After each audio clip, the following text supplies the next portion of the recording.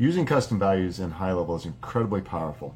One of the downsides, though, if you're at an agency at scale, is when a new sub-account loads, you still have to populate those custom values. In this video, I'm going to show you exactly how you can preload any custom values in any new sub-accounts that you create from this point forward. It's very simple. Move my head out of the way.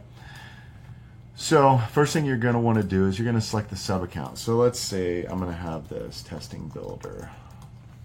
We've got a sub-account there. All right. So let's say this is the snapshot that I've made. It's got all of the custom values. It's populated exactly the way that I would want all of my new accounts to be set up. It's just this simple. So I've connected that now. Now I'm going to go ahead and add a new folder because I want to be able to identify it and set it as a default. Now I'm just going to click Add Custom Value.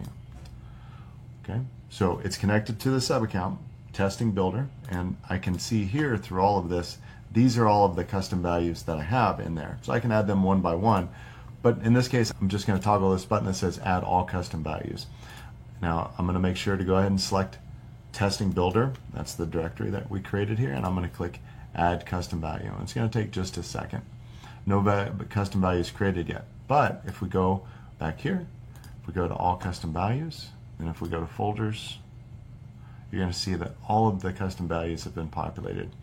So what will happen now is anytime you create a new sub-account inside of your agency, it's going to preload those custom values if I do one additional step. I need to set this as the default. Done. So from now on, any new sub-accounts that I create inside of my agency are going to load with these custom values completely populated. If you haven't tried this out, click the link below for the free trial. And if you have any questions, feel free to let us know.